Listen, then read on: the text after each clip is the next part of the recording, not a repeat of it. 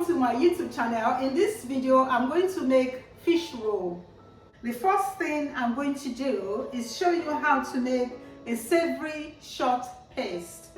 Short pastry is basically 100% flour, 50% margarine or butter, and 25% of liquid. You can use egg, milk, or water. I'm going to use water.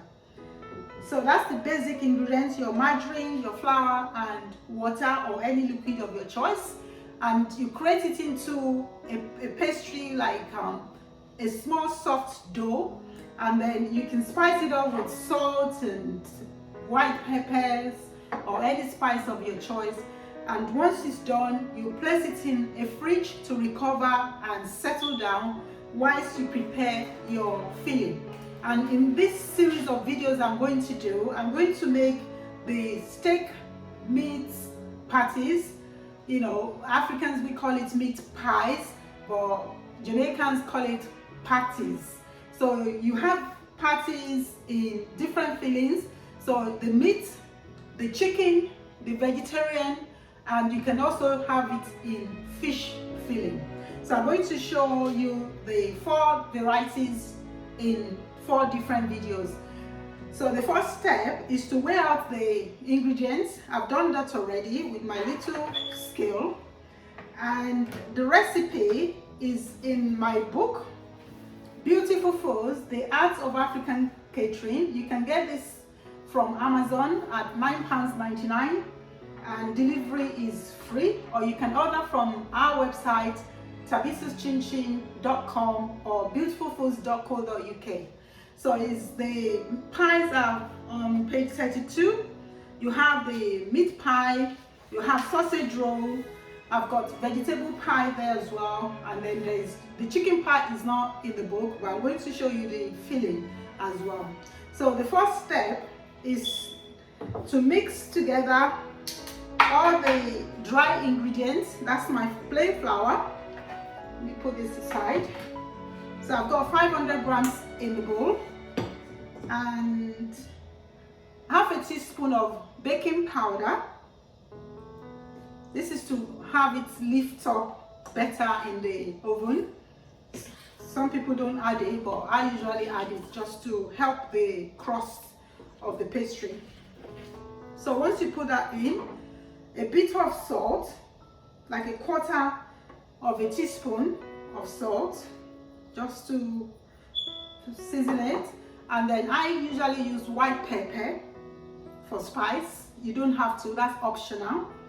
And I've got already measured out 250 grams of margarine. I'm using cake marg. So I'll pour that in, and you can use your hands to do it, or you can use a fork to mash in the margarine or the butter into your flour. Some people melt their butter or their margarine, but I prefer to mash it in so that you can make your flour base, your short pastry, to be crustier. So once you do that, you're like crumbling the margarine into the flour and creating a crumbly texture, like a grainy, similar to breadcrumbs kind of feel. So you have it tastier and lovelier when you massage in the margarine into your flour. The process is called rubbing in. So we're rubbing in the margarine into the flour. It's gonna get a bit messy now because I'm going to add in water. So I'll put on my foot gloves and rub it in is a system that makes the flour to like marry into the margarine. You can see it's got the crumbly texture, and I'm going to create a little well in the center and add in my water. So I've got 150 ml of water, and I've got 500 flour and 250 margarine. So I'm going to drop that in and then fill the flour mixture into the water and gently massage into a soft dough. The pastry is ready. I'm going to cover it up and place it in the fridge. To make the filling for fish pie or your fish roll, I'm going to place some cooked fish into a saucepan, season it, and then let it simmer for a few minutes. I'm using tuna chunks or tuna flakes in oil, so I don't need to add any vegetable oil to my saucepan. But if you are using dry fish, you might need to add maybe a teaspoon of oil just to baste your pan. So I'm going to open my can. This fish can be any fish of your choice. You can have it, you can have poached fish, mackerel, tuna, or any fish that you can flake out and remove the bones. So once you have boneless fish, you place it into your saucepan, and then you're going to stir fry it for about a minute or two, and then I'm going to add in vegetable. You don't have to add vegetable, but I'm just going to add potatoes, carrot, and sweet corn.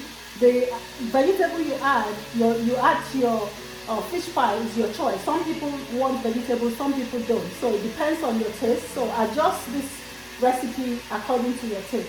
The next step is to spice it up with any spice of your choice. I'm adding chili pepper, salt, thyme, and then I'm going to add the potatoes already washed and diced. And to cook the potatoes, I'm going to add a little bit of water because you will need to soften up, and usually that takes about 10 minutes depending on the quantity you are cooking. So I've done it into small tiny cubes. So I'm going to let it simmer or let it cook until it's soft. The potatoes is now quite soft. I'm going to add a little bit of carrot. So I have grated carrot. I'm adding it to the tuna filling. And you can add in sweet corn. Sweet corn really do well with tuna. It goes really nicely. You have tuna and sweet corn sandwiches. So I'm going to add tiny bits of sweet corn to my fish filling, and then stir it in and let it simmer for about 1 to 2 minutes. And then I'm going to now add the sauce to bind the filling together. The filling, the tuna fish filling, is quite nice and ready. So the fish filling is ready. So I'm going to add a little bit of flour and some water, about a tablespoon, because I've got little quantity, just to show you how it's done. And you stir in the flour into the water to make it into like a sauce. This is to bind our filling together. You can use either plain flour or corn flour. So I'm going to add it in to the mix and then stir it in. This usually takes about a minute or even less than a minute before it's ready to cool down. So you can see how lovely this filling is. I've got some potatoes, tuna fish. I've actually made it easier by using the canned one. You can use poached fish, like I said, fresh fish. And I've got potatoes, I've got carrots, and I have sweet corn. Lovely. So we're going to cool it down in a bearing kind of method. So I've got some chilled cold water in a saucepan, and I've got my filling resting in it to quicken my cooling period. Like I said in previous pie videos, usually we should have the cooling process completed within 90 minutes. That's 1 hour 30 minutes, to avoid bacteria multiplying in your filling, because bacteria do like lukewarm kind of temperature. So you either have it hot to protect yourself from bacterial multiplication, or you have it cooled down. And you can't shuffle it into your fridge or freezer because the temperature is too hot and it might ruin your thermostat of your fridge. So the best way to do it, get some cold water, if possible throw in some ice cubes, and then let it cool down rapidly. The next step in the fish roll is to get the pastry, which is your savory pastry, roll it into like a rectangle sausage shape, and then we're going to use a rolling pin to roll it into a rectangle. I've got my fish filling all cooled down, so I'm going to roll it down, keep moving it on the table so it doesn't stick, and then I have some flour, roll it into about 1/4 inch thickness, and then we'll cut it into small fish roll, similar to sausage roll. But with the sausage roll, you use sausage meat as the filling, and with this we use fish as the filling. So once it's rolled, I'm going to cut it into a straight line. So I'm going to use a sharp knife to trim it so I have perfect sides. Okay, so I have a rectangular sheet and I'm going to fill it. You can use a piping bag or just place your tuna filling in the center of the pastry. You can use any filling at all for fish, for your rolls. You can have fish roll, chicken roll, meat roll, sausage roll, any filling, vegetable roll, any filling of your choice. So I've just chosen to use tuna, sweet corn, some potatoes, and some carrots. So I'm going to now use whisked egg as glue across the edge on one side, and then I'm going to fold this over. I can fold it into two and then close it, or I can roll it twice. First to cover the filling securely in, and then I'll roll it one more time to sit over the final bit of the pastry. So once that's done, I'm going to use a knife. You can cut to any size of your choice, but I'm going to cut into small sizes. That's the buffet size. If you're having a party, that's the perfect size for people to hold and eat. So this is what the outcome is, and I'm going to place it onto my baking tray. I've got some baking sheets and some pies already there. So it goes in, and I'll use a knife to create vents.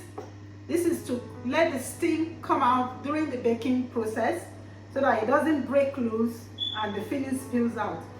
So you can use a knife or a fork to do that. I've just chosen to use a knife. So once that's done, I'm going to use some egg, the whisked egg, to brush over the pies, and then it will be going inside the oven to be baked at 180 degrees for about 20 minutes, because I've got the small sizes. Usually between 15 to 30 minutes, depending on how hot your oven is.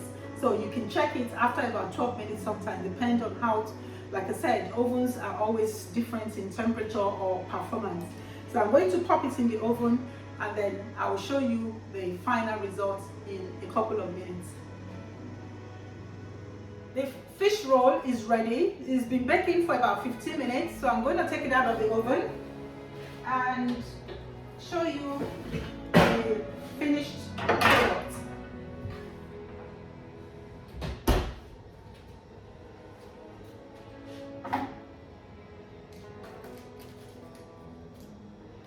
Placing one onto a little plate, and then I'm going to cut that up.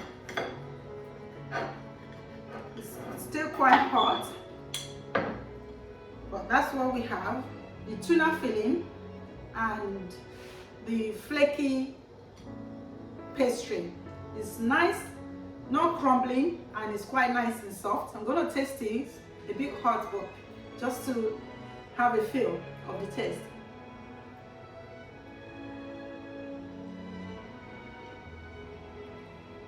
Very nice. Thank you for watching my channel once again. I hope to see you again soon. Goodbye.